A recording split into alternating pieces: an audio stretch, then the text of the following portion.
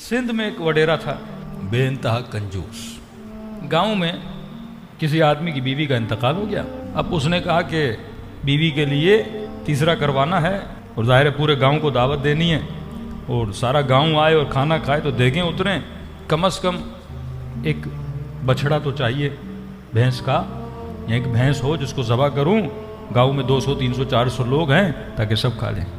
اب بیچارہ اداس بیٹھا تھا, اس کے پاس پیسے نہیں تھے, غریب تھا.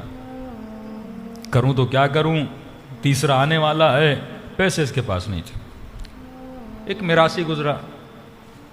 میراثی بڑے تیز ہوتے ہیں مانگنے میں, بات کرنے میں. تو اس نے کہا کہ بھائی مزدور صاحب آپ پریشان کیوں؟ اس نے کہا بیوی کا انتقال ہو گیا ہے اور تیسرا کروانا ہے, لیکن پیسے نہیں ہیں, بچڑا کہاں سے لوں, گائے کہاں سے لوں؟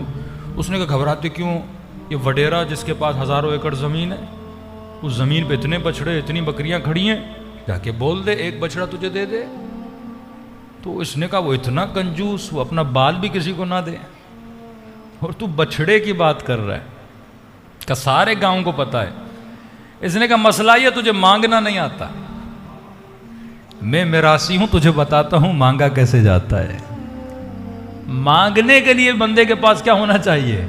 ہنر چاہیے. 100 لوگ جاتے ہیں امام حسین کے پاس, کچھ کو 7 معجزے ہو جاتے ہیں. یہ نہیں کہ مولا کی اس کے ساتھ کوئی خاص دوستی ہے, کوئی بندے خاص طریقے سے مانگتے ہیں. قراتی کہتے ہیں میں امام رضا کے پاس گیا, میں نے ایک جملہ بولا جس سے مجھے یہ لگا کہ امام رضا مجھے عطا کر دیں گے, اور عطا کر دیا انہوں نے. تو آپ کے پاس مانگنے کا ہنر ہے کہ نہیں ہے, کہ خدا سے کیسے مانگا جاتا ہے؟ پھر کیوں معصومی فرماتے ایسے مانگو جیسے کوئی فقیر خیرات مانگتے. اللہ بھی دیکھتا ہے نا کہ مانگنے والا ایسے فارملٹی کے لیے کہہ رہا ربنا آتنا فی الدنیا حسنہ وفی الآخرۃ سے اللہ اکبر چلا گیا.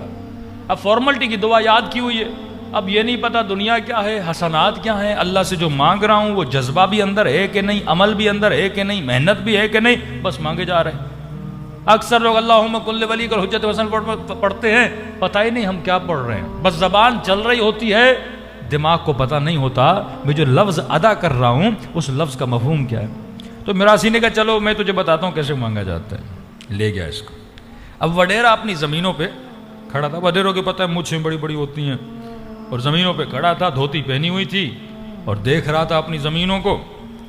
تو اس نے دور سے بلند آواز سے اس مزدور کو لے گیا. اسے کہنے لگا تجھے نہیں پتا اس کا دادا کتنا سخی تھا.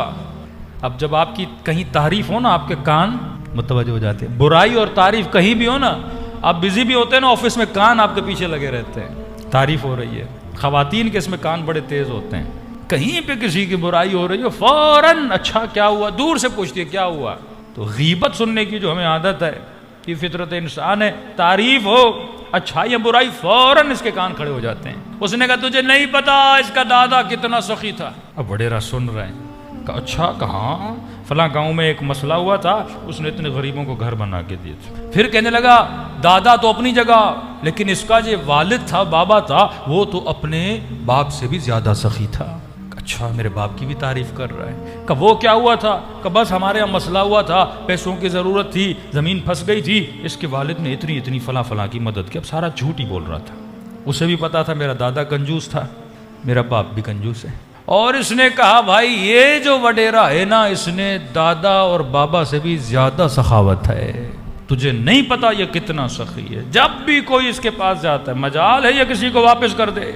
اتنے میں یہ آ کے وڈیرے کے قریب کھڑا ہو گیا, سلام کیا, دعا لی. ہاں بھائی کیوں آئے ہو؟ کہ وڈیرا صاحب یہ بیچارہ غریب آدمی پریشان ہے, بیوی اس کی مر گئی ہے. میں نے کہا پریشان کیوں ہوتا ہے؟ جس گاؤں میں اس وڈیرے جتنا سخی آدمی ہے اس گاؤں کے بندے کو پریشان ہونے کی ضرورت ہے. اب وہ کیا بولے میں سخی نہیں ہوں, وہ کیا بولے میرا دادا سخی نہیں ہے. یہ سیاستدانوں کے پیچھے جو چاپلوس لوگ ہوتے ہیں وہ اسی طرح تو مال نکالتے ہیں, جھوٹ بول بول کے مالک کی جیب خالی کر دیتے ہیں. اب اس نے کہا کہ کیا ضرورت ہے, کتنی ضرورت ہے؟ اس نے نہیں بادشاہ کچھ نہیں وڈیرے صاحب, ایک بچڑے کی ضرورت ہے. اس نے کہا بس ایک بچڑا, چلو یہ بچڑا کھڑا ہے لے کر چلے جاؤ. تو ہمارے استاد کہتے ہیں کسی جھوٹے کو بھی جھوٹی تعریف میں سخی کہو, وہ سچ مچ سخی بن جاتا ہے. خدا تو ہے ہی سخی, وہ تو ہے ہی کریم. کتنا نادان انسان ہے جو سخی کو سخی نہیں بولتا. جو رحیم کو رحیم نہیں بولتا.